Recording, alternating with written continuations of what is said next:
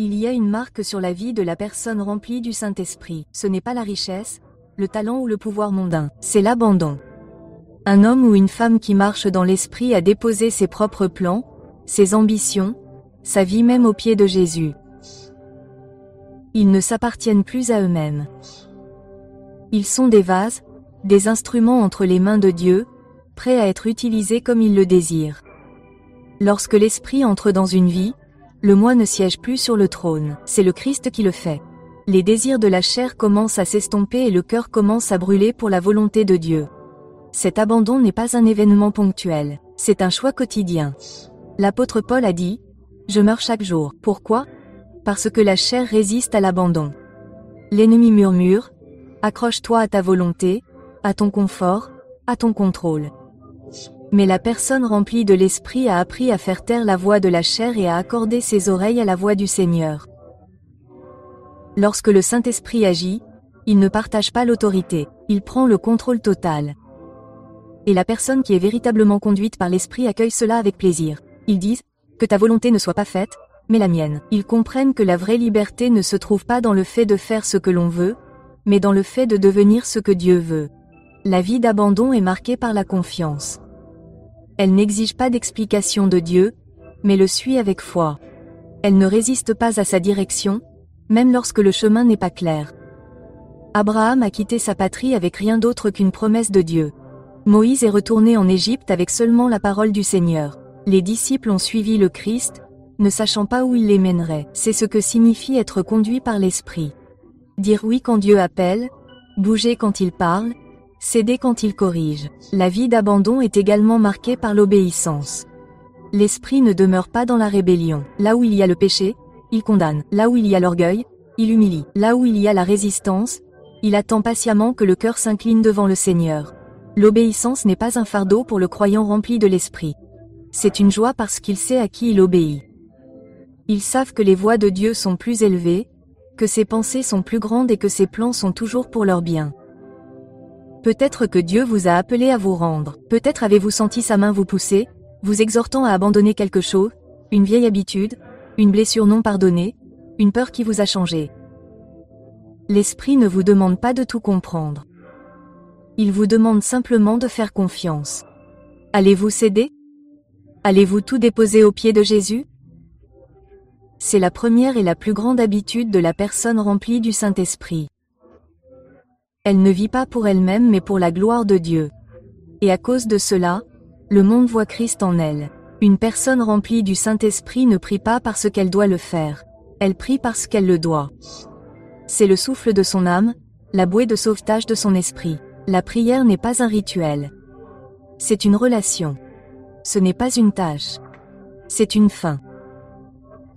Tout comme un homme allait lorsqu'il se noie, le croyant rempli de l'Esprit aspire à la présence de Dieu dans la prière. La grande tragédie de notre époque n'est pas que les gens ne croient pas à la prière, mais qu'ils ne brûlent pas pour elle. Beaucoup baissent la tête, mais leur cœur est froid. Ils murmurent des mots, mais leur âme est sèche. Pourquoi ? Parce qu'ils n'ont pas encore goûté à la puissance de la véritable prière guidée par l'Esprit. La personne remplie du Saint-Esprit est différente. Sa vie de prière ne se limite pas au matin et au repas. Elle est constante, incessante, vivante. Elle se réveille avec la prière sur les lèvres. Elle traverse la journée en communion avec Dieu. Elle n'attend pas une crise pour invoquer le Seigneur. Elle vit en sa présence. Regardez la vie de Jésus. Il était rempli du Saint-Esprit sans mesure. Et pourtant, il priait constamment. Il priait avant le lever du soleil et longtemps après son coucher.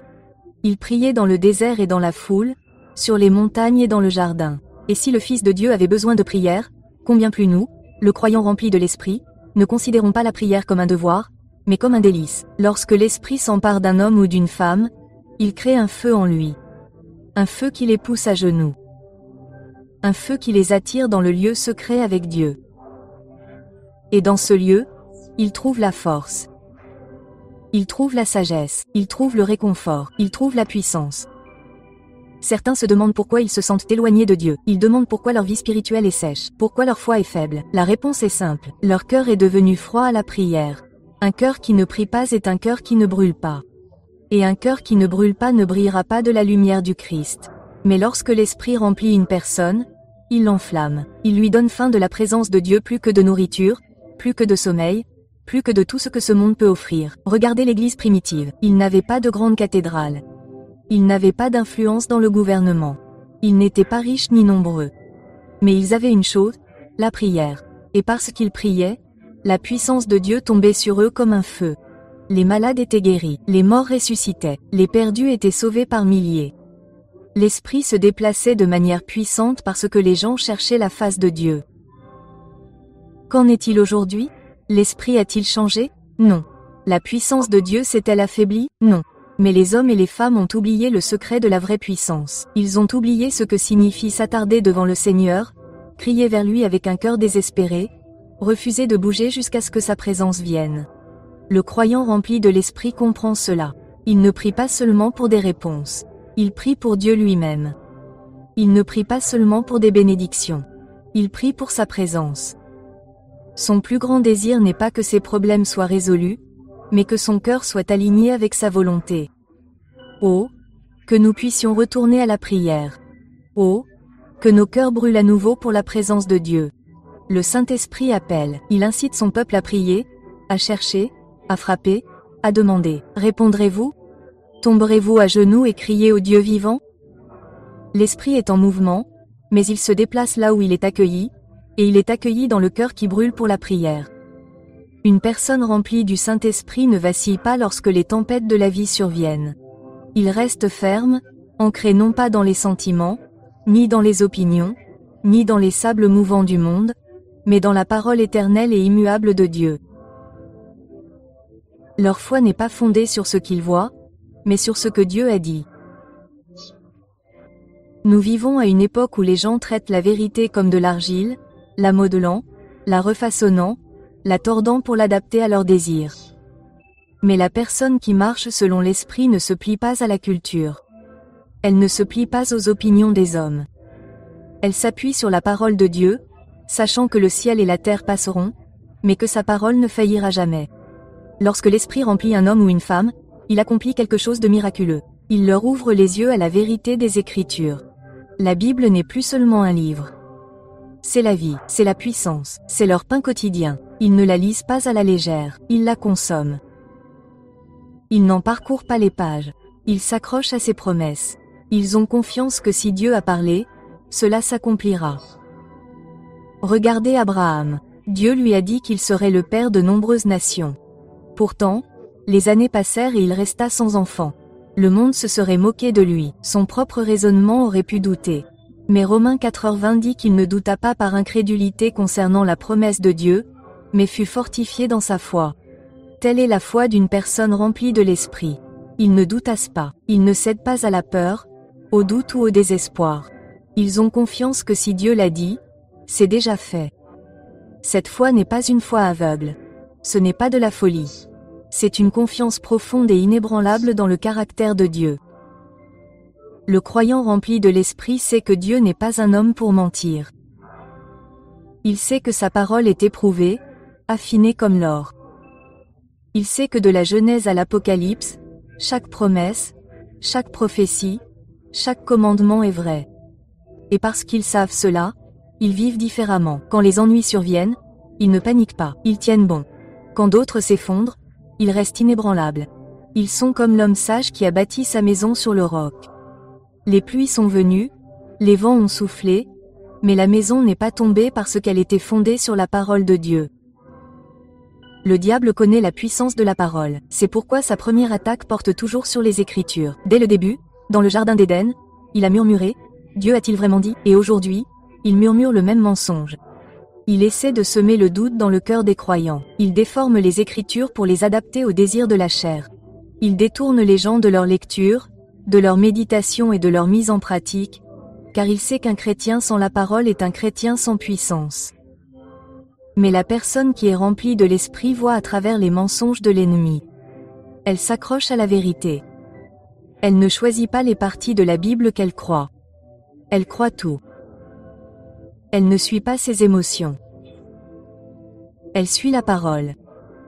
Elle ne fait aucun compromis. Elle tient bon. Et parce qu'elle le fait, Elle voit la puissance de Dieu dans sa vie. Elle voit des prières exaucées. Elle voit des montagnes se déplacer. Elle voit des chaînes se briser. Parce que la parole de Dieu est vivante, plus tranchante qu'une épée à deux tranchants. Ce ne sont pas des mots morts sur une page. C'est le souffle même de Dieu. Oh, que nous ayons un nouveau fin de la parole. Oh, que nous bâtissions nos vies sur sa vérité. Le Saint-Esprit nous appelle à faire confiance à ce que Dieu a dit, à vivre selon ses promesses, à marcher dans sa vérité. Le monde tremble, mais la parole demeure. La culture change, mais la parole reste ferme. La question est, allez-vous vous y tenir? Allez-vous faire confiance à ce que Dieu a dit? L'Esprit recherche des hommes et des femmes qui le prendront au mot, qui déclareront que Dieu soit reconnu pour vrai, et que tout homme soit menteur, et lorsqu'il les trouvera, il agira à travers eux d'une manière qu'ils n'auraient jamais imaginée. La vie remplie de l'Esprit est une vie construite sur le fondement inébranlable de la parole de Dieu et ceux qui s'y tiennent ne seront jamais ébranlés. Une personne remplie du Saint-Esprit n'aime pas comme le monde aime. Son amour n'est pas basé sur la commodité, les émotions ou le bénéfice personnel. Ce n'est pas un amour qui change selon les circonstances ou qui favorise ceux qui le méritent. Non, leur amour est quelque chose de plus profond, quelque chose de surnaturel. C'est l'amour même du Christ qui coule à travers eux. Le croyant rempli de l'Esprit comprend une grande vérité, Dieu est amour. Et lorsque le Saint-Esprit s'empare d'une vie, il ne se contente pas d'enseigner l'amour, il produit l'amour. Il adoucit les cœurs endurcis, il enlève l'amertume et le ressentiment. Il déverse un amour qui pardonne, un amour qui sert, un amour qui donne sans rien attendre en retour. C'est la marque d'une personne qui marche selon l'Esprit. Ils aiment comme le Christ a aimé. Regardez Jésus. Il a aimé ceux qui n'étaient pas aimables. Il a touché le lépreux lorsque d'autres se sont détournés. Il s'est assis avec les pécheurs lorsque d'autres les ont condamnés. Il a pleuré avec les brisés. Il a pardonné à ceux qui l'ont crucifié. Et maintenant, par le Saint-Esprit, il nous appelle à faire de même. À ceux-ci tous connaîtront que vous êtes mes disciples, si vous avez de l'amour les uns pour les autres. Jean 13h35. Pas par nos paroles, pas par notre fréquentation de l'Église, mais par l'amour. Pourtant, cet amour n'est pas naturel, ce n'est pas quelque chose que nous pouvons produire par nous-mêmes. L'amour humain a des limites. Il aime ceux qui aiment en retour. Il aime quand c'est facile, mais l'amour du croyant rempli de l'Esprit va au-delà de la force humaine. Il est divin. C'est l'amour qui bénit ceux qui maudissent. L'amour qui prie pour ceux qui persécutent. L'amour qui tend la main aux exclus, aux brisés, à l'ennemi. C'est l'amour qui change le monde. L'ennemi le sait. C'est pourquoi sa plus grande arme contre l'Église est la division. S'il peut remplir les cœurs d'offense, d'amertume, d'orgueil et d'égoïsme, il peut voler le pouvoir de l'Église. Mais le croyant rempli de l'Esprit ne tombe pas dans ce piège. Il ne garde pas rancune. Il ne laisse pas l'amertume prendre racine. Quand on lui fait du tort, il pardonne. Quand on le déteste, il répond avec bonté. Pourquoi? Parce que ce n'est pas son propre amour. C'est l'Esprit du Christ qui vit en lui. Une personne remplie du Saint-Esprit ne reste pas silencieuse. Elle ne cache pas sa foi. Elle ne recule pas de peur et n'hésite pas lorsque l'occasion se présente de parler de Jésus. Non, le croyant rempli de l'Esprit est audacieux. Il prononce le nom du Christ avec puissance, confiance et urgence, car il sait que des âmes sont en jeu. Dès l'instant où le Saint-Esprit est descendu sur l'Église primitive, quelque chose a changé. Avant la Pentecôte, les disciples étaient craintifs, incertains et se cachaient derrière des portes closes. Mais lorsque l'Esprit est descendu sur eux, ils ont été transformés. Pierre, qui avait jadis renié Jésus 3 fois par peur, s'est tenu devant une foule et a prêché avec une telle assurance que 3000 personnes ont été sauvées en un seul jour. Les mêmes hommes qui avaient autrefois fui pour sauver leur vie se tenaient maintenant devant des dirigeants, des foules, des rois, déclarant « Nous ne pouvons pas ne pas parler de ce que nous avons vu et entendu ». Acte 4h20. Qu'est-ce qui a fait la différence? C'était la puissance du Saint-Esprit. Car lorsque l'Esprit remplit une personne, il ne la remplit pas pour qu'elle reste assise en silence. Il les remplit pour témoigner. Il les remplit pour annoncer l'Évangile sans crainte, sans hésitation, sans excuse. Mais aujourd'hui, trop de croyants ont perdu ce feu. Ils ont peur d'offenser les autres. Ils craignent d'être rejetés. Ils ont été convaincus que la foi est une affaire privée et ils restent donc silencieux pendant que le monde périt. Mais le croyant spirituel ne peut pas rester silencieux. Il sait que l'Évangile est la puissance de Dieu pour le salut. Romains 1h16. Ils savent que sans Christ, les gens sont perdus pour l'éternité. Et donc ils parlent, ils partagent, ils témoignent. Non pas parce qu'ils sont des orateurs doués, non pas parce qu'ils ont toutes les réponses, mais parce que l'Esprit a enflammé leur cœur. Lorsque le Saint-Esprit remplit une personne, il ne lui donne pas seulement le message, mais aussi la puissance de le proclamer. Regardez Paul, il a été battu, emprisonné, naufragé et détesté. Pourtant, il n'a jamais cessé de prêcher. Il s'est tenu devant des rois et des gouverneurs et a proclamé la vérité sans crainte. Il a dit, « Malheur à moi si je n'annonçais pas l'Évangile. » C'est l'audace de l'Esprit. Et ce même Esprit est en nous aujourd'hui. Il est prêt à nous donner les mots à dire. Jésus a promis, « Vous recevrez une puissance, le Saint-Esprit survenant sur vous, et vous serez mes témoins. » Actes 1/8. Vous pourriez l'être, certains d'entre vous ne le seront pas. Ce n'est pas une option. Ce n'est pas seulement pour les pasteurs, les évangélistes ou les missionnaires. C'est pour chaque croyant rempli de l'Esprit. Peut-être vous sentez-vous faible, peut-être avez-vous peur. Mais l'audace ne vient pas de vous. Elle vient de l'Esprit. L'Église primitive priait, « Seigneur, considère leurs menaces et donne à tes serviteurs la force d'annoncer ta parole avec une grande assurance. » Acte 4h29. Et que s'est-il passé? Le lieu où ils étaient réunis fut ébranlé, et ils furent tous remplis du Saint-Esprit et annoncèrent la parole de Dieu avec assurance. Acte 4h31. Oh, que nous prions à nouveau comme cela. Que nous cessions de nous soucier de ce que pensent les gens et que nous commencions à nous soucier de l'endroit où ils passeront l'éternité. Que nous soyons remplis d'un feu si saint que nous ne pouvons pas rester silencieux. Le monde a désespérément besoin de vérité. Les âmes périssent. Le temps presse. Et l'Esprit appelle son peuple à se lever, à parler, à être des témoins audacieux du Christ. C'est ce que signifie être rempli de l'Esprit. Pas seulement pour ressentir sa présence. Pas seulement pour profiter de ses dons, mais pour déclarer son nom à un monde perdu et mourant. Répondrez-vous à l'appel? Laisserez-vous l'Esprit vous remplir d'audace? Resterez-vous sans honte pour Jésus-Christ? Le monde regarde. Le ciel écoute. L'Esprit est prêt. Allons de l'avant, remplis de la puissance de Dieu et proclamons le nom qui est au-dessus de tout nom, Jésus-Christ, le Sauveur du monde. Une personne remplie du Saint-Esprit n'est pas seulement connue par ses paroles, ses prières ou son audace, mais par son caractère. Elle porte la marque indubitable du Christ dans sa vie quotidienne. L'amour, la joie, la paix, la patience, la bonté, la bienveillance, la fidélité, la douceur et la motivation personnelle. Ce ne sont pas seulement des idéaux à atteindre. Ce sont les fruits qui poussent naturellement lorsqu'une personne s'abandonne totalement à Dieu. Jésus a dit, « Vous les reconnaîtrez à leurs fruits. » Matthieu 7h16. Pas à leurs dons, ni à leur connaissance, mais à leurs fruits.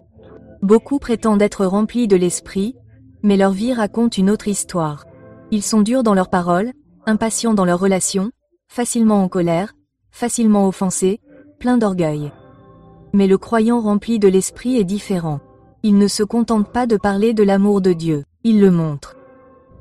Il ne se contente pas de prêcher la paix, il la porte. Il ne se contente pas d'admirer la bonté chez les autres, il la vit.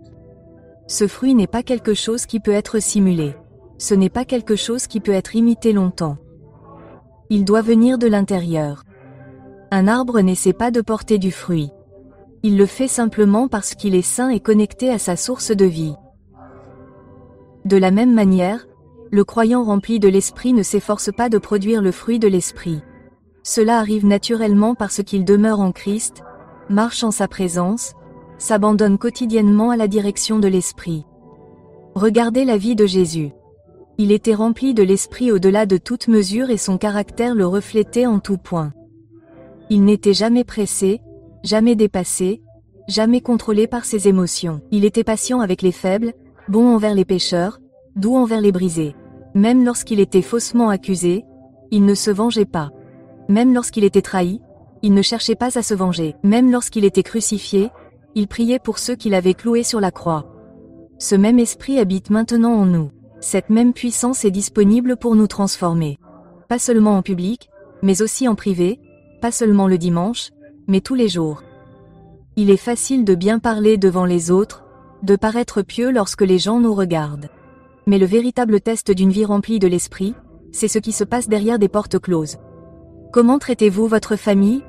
Comment réagissez-vous face à ceux qui vous frustrent? Comment agissez-vous lorsque personne n'est là pour vous louer? Le croyant rempli de l'esprit ne vit pas selon la chair. Il ne laisse pas ses émotions dicter ses actions. Il ne permet pas à la colère, à l'amertume ou à la jalousie de le contrôler. Il ne parle pas durement pour ensuite rejeter la faute sur sa personnalité. Non, il abandonne toutes choses à l'esprit, lui permettant de les affiner, de les purifier et de les façonner à l'image du Christ. Certains pourraient dire, mais je lutte, j'essaie d'être patient, mais j'échoue, j'essaie d'être bon, mais mon cœur se refroidit. C'est parce que le fruit de l'esprit n'est pas produit par l'effort. Il est produit par l'abandon. Plus vous vous abandonnez à l'esprit, plus il agit en vous.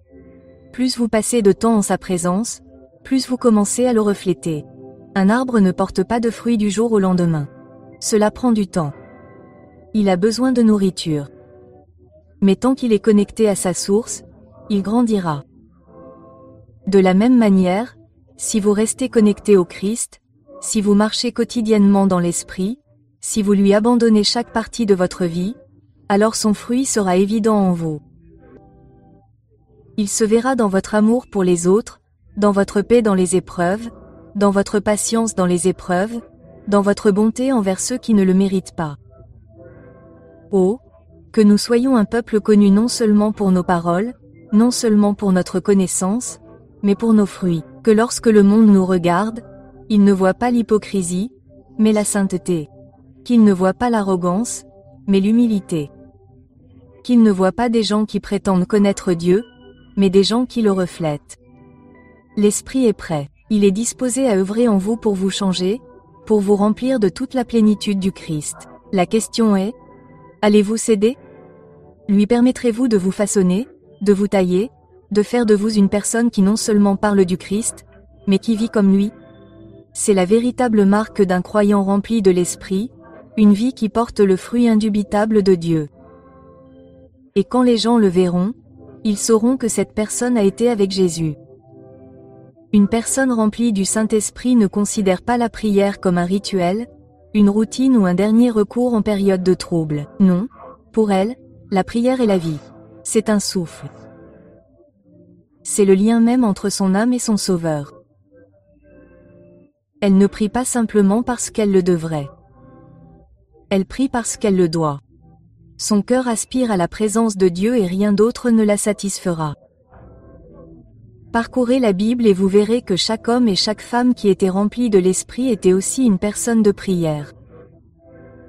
Jésus lui-même, le Fils de Dieu, se retirait constamment pour prier. Avant chaque décision importante, avant chaque miracle, avant de marcher sur l'eau, avant d'aller à la croix, il priait. Et si le Fils de Dieu avait besoin de prier, combien plus avons-nous besoin de prier? Pourtant, aujourd'hui, la prière est négligée. Beaucoup la considèrent comme un fardeau plutôt que comme un privilège. Ils passent des jours, des semaines, voire des mois sans une véritable communion sincère avec Dieu. Ils disent « Je suis trop occupé ». Mais le croyant rempli de l'Esprit n'est jamais trop occupé pour prier parce qu'il comprend cette grande vérité. Sans prière, il n'y a pas de puissance.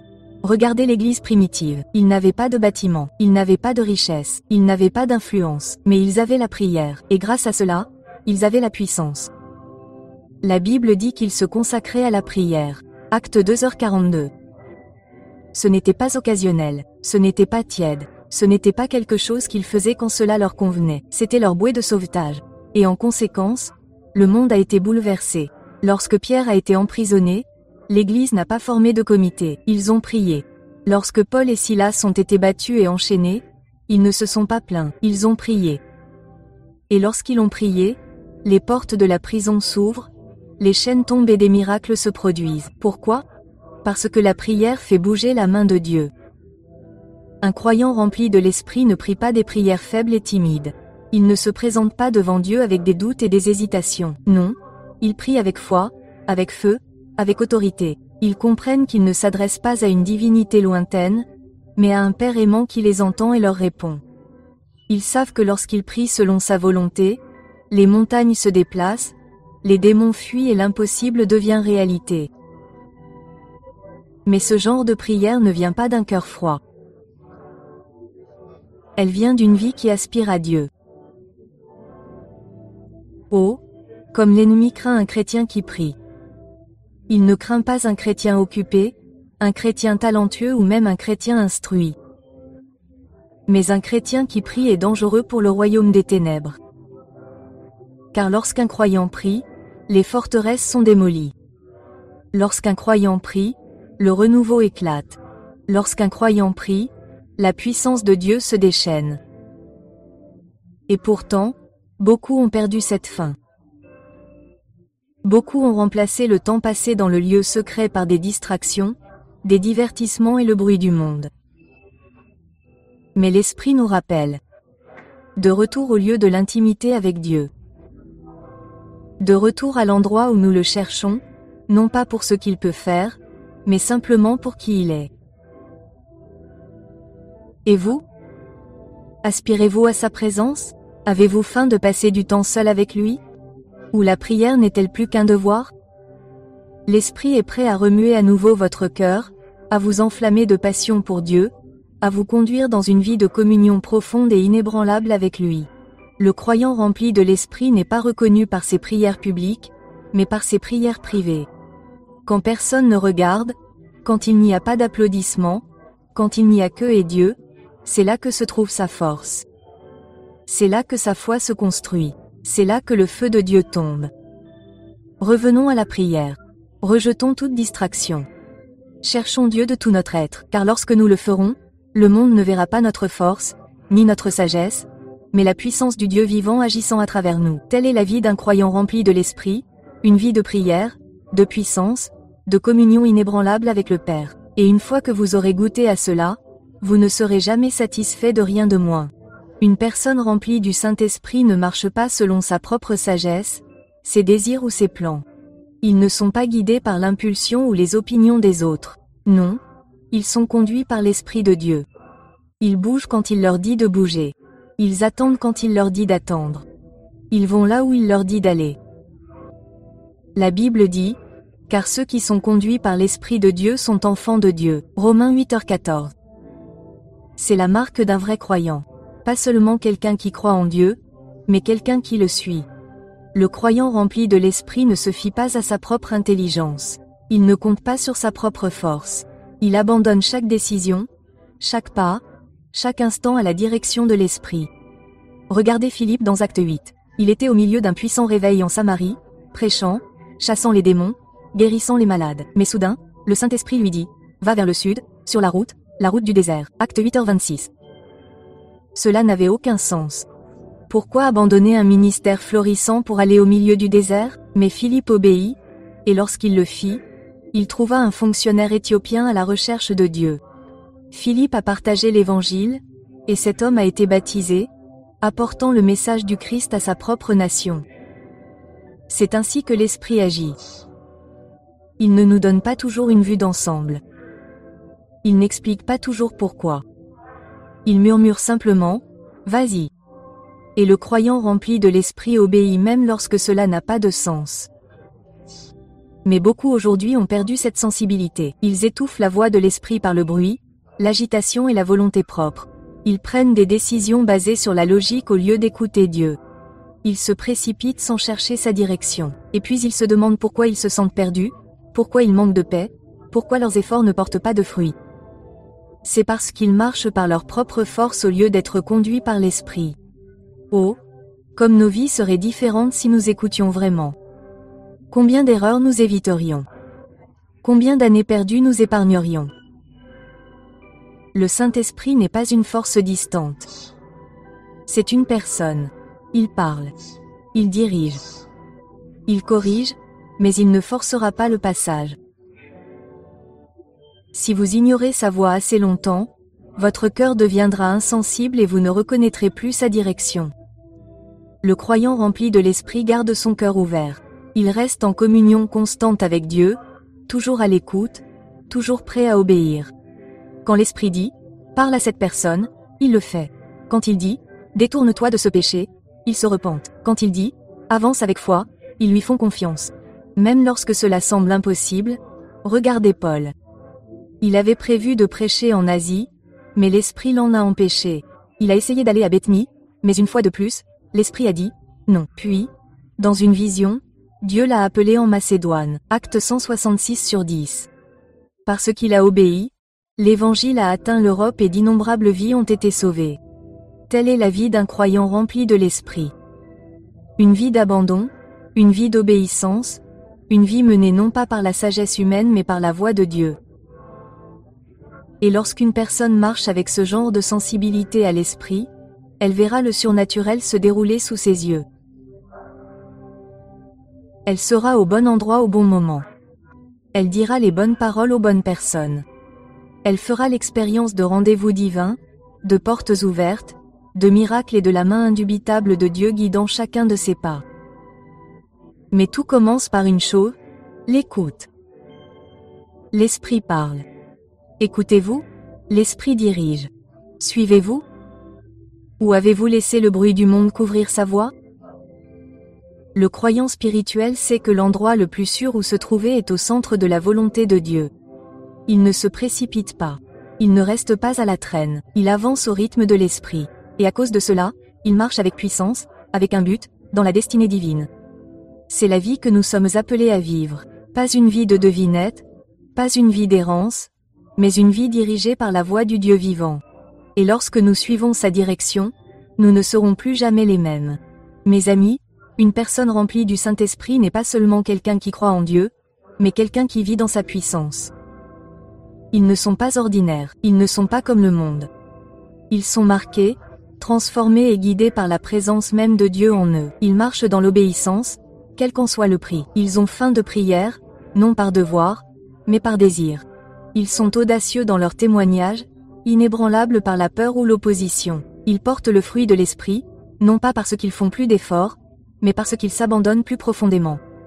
Ils sont sensibles à sa voix, prêts à aller là où il dit d'aller, à rester là où il dit de parler. Telle est la vie d'un vrai croyant. Telle est la preuve de l'œuvre du Saint-Esprit. Et tel est l'appel qui est lancé à votre vie aujourd'hui. La question n'est pas de savoir si le Saint-Esprit est disposé à vous remplir. La question est, êtes-vous disposé à être rempli? Êtes-vous disposé à abandonner vos projets, vos désirs, votre volonté? Êtes-vous disposé à abandonner toute excuse, toute distraction, tout péché qui vous empêche de marcher dans la plénitude de Dieu? Parce que l'Esprit est prêt. Il est prêt à vous donner du pouvoir. Il est prêt à vous guider. Il est prêt à enflammer votre cœur. Mais il ne s'impose à personne.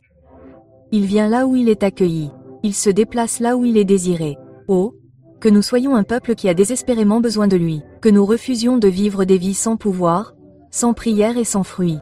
Que nous ne nous contentions pas de la religion mais que nous recherchions des relations. Que nous ne nous contentions pas de parler de Dieu mais que nous soyons remplis de sa présence, de son feu, de sa puissance. Le monde est dans les ténèbres. Les gens périssent, et Dieu recherche des hommes et des femmes qui se lèveront, qui seront remplis, qui seront conduits, qui seront utilisés pour sa gloire. Serez-vous l'un d'eux? Répondrez-vous à l'appel? Ouvrirez-vous votre cœur et direz-vous, Saint-Esprit, fais ce que tu veux en moi, si vous le voulez? Alors préparez-vous, car une fois que l'Esprit s'empare d'une vie, qu'elle s'y accroche vraiment, elle n'est plus jamais la même. Un croyant rempli de l'Esprit est inarrêtable, inébranlable et pleinement vivant dans la puissance de Dieu. Et que mes amis, c'est la seule vie qui vaille la peine d'être vécue.